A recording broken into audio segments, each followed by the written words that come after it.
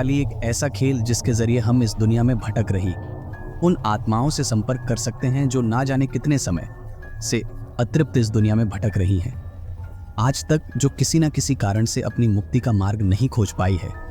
कुछ लोग महज इसे एक आम खेल समझते हैं, लेकिन कुछ लोगों की जिंदगी इस खेल के चंगुल में फंसकर बर्बाद हो चुकी है।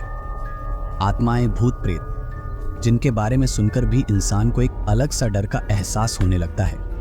लेकिन वही आत्माएं जब एक चुनौती बनकर इंसान के सामने आकर खड़ी हो जाए तो उसका अंजाम क्या होगा?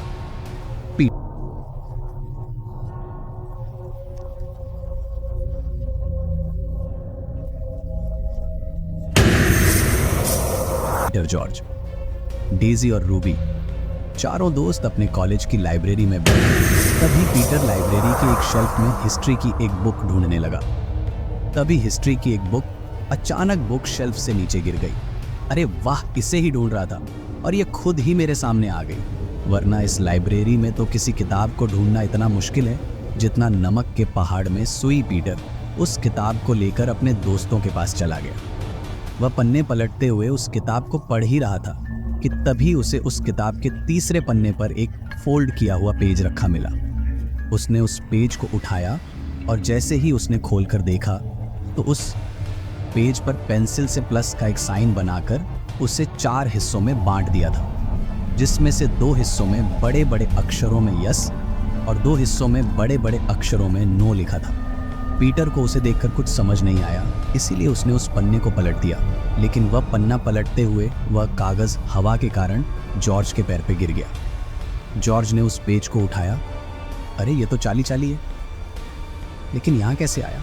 चाली चाली, ये क्या है? अरे कुछ खास नहीं, बस एक गेम है, इंटरनेट पे देखा था मैंने। लोग इसे खेलकर आत्माओं से बातें करते हैं जिनका इस दुनिया में कोई अस्तित्व ही नहीं है। सब बकवास है। तुम्हें कैसे पता कि ये सब बकवास है? क्या पता इसके जरिए हम सच में आत्माओं से कनेक्ट कर सकते हो। तुम लोगों को समझ नहीं आता क्या? ये लाइब्रेरी है, इतनी देर से यहाँ पर चिल्ला चिल्ला कर शोर कर रहे हो। तुम्हें बातें करनी है तो बाहर चले जाओ, यहाँ से इतनी देर से सबको डिस्टर्ब कर रहे हो। अब सॉरी मैम, हम सब चले जाते हैं। डेज अपने हाथ में उस पेज को लेकर वहां से जाने लगी।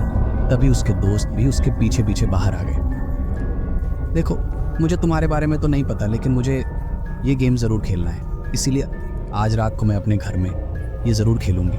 अगर तुम में से किसी को मुझे ज्वाइन करना हो तो वो मेरे साथ आ सकता है। नहीं आना ही पड़ेगा, क्योंकि इसे तुम अकेली नहीं खेल सकती। इसे खेलने के लिए कम से कम 2 लोग चाहिए। तुम चिंता मत करो, मैं तुम्हारे घर आ जाऊँगा। चाहो तो तुम दोनों भी आ सकते हो। अरे डोंट वरी, कोई आत्मा तुम्हें अपने साथ लेकर नहीं जाएगी। हाँ पता है, आ जाएंगे हम भी। सब लोग कॉलेज से अपने घर के लिए निकल गए। रात को घड़ी में जैसे ही 11 बजे तो डेजी के घर का गेट नॉक हुआ। उसने दरवाजा खोलकर देखा तो उसके दोस्त आ चुके थे। वह सबको अंदर लेकर आई। डीजी ने सभी के लिए स्नैक्स बनाकर रखे थे। उन्होंने स्नैक्स खाए और जॉर्ज ने अपने बैग से उसी पेपर को निकाला। खाना पीना बहुत हो गया, अब असली खेल शुरू करते हैं। डेजी मुझे 2 पेंसिल दे दो प्लीज। डेजी ने जॉर्ज को 2 पेंसिल लाकर दी और जॉर्ज ने उन्हें पेपर पर बने प्लस के साइन पे रख दिया। देखो, अब मैं ये गेम शुरू करने वाला हूँ और चाहे कुछ भी हो जाए, लेकिन एक बार गेम स्टार्ट होने के बाद हमें एक दूसरे का हाथ नहीं छोड़ना है।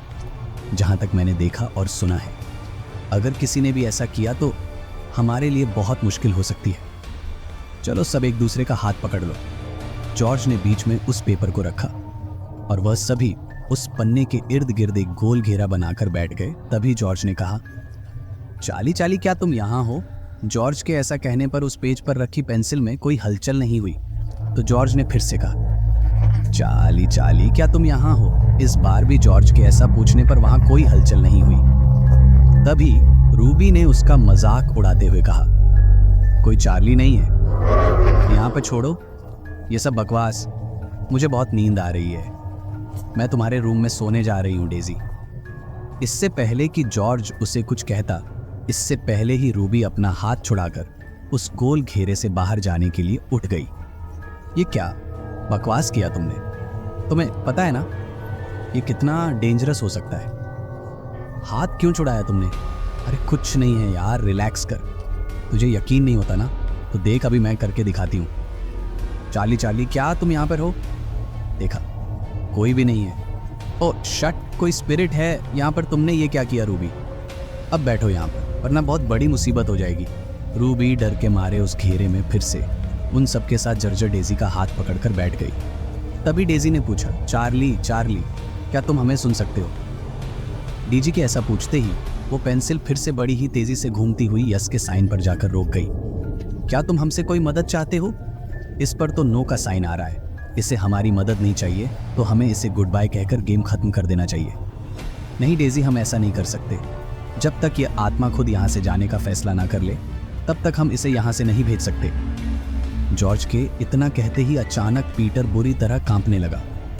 उसका शरीर अचानक ही किसी मुर्दा इंसान की तरह करने लगा। ये पीटर को क्या हो गया? ये क्या किया तुम लोगों ने?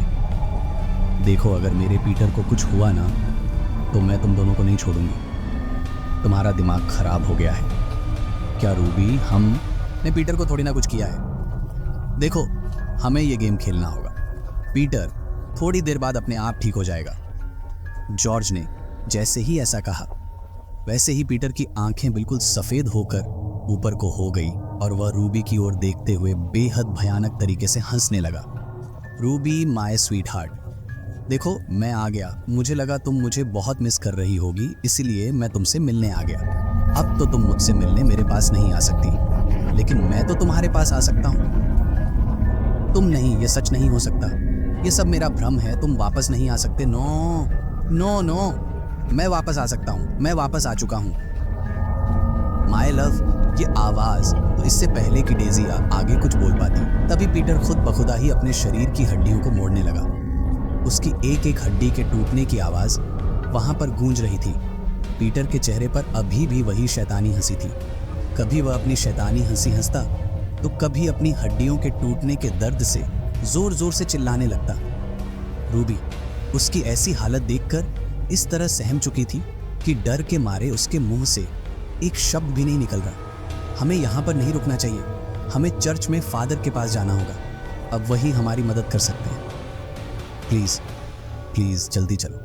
No no no my sweetheart, तुम मेरे साथ रहो।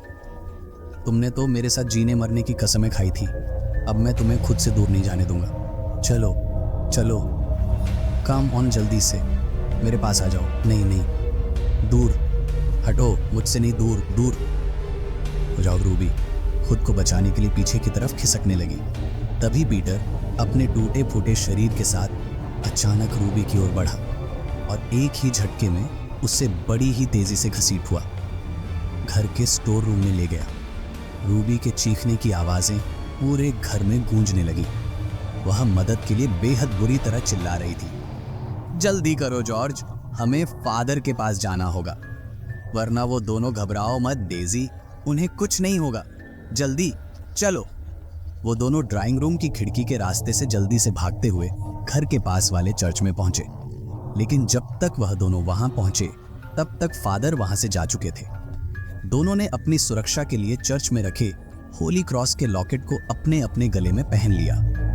उनके पास अब मदद के लिए कोई रास्ता नहीं था, इसलिए उन्होंने चर्च में रख होली वाटर की बोतल को उठाया और जल्दी से घर आ गए।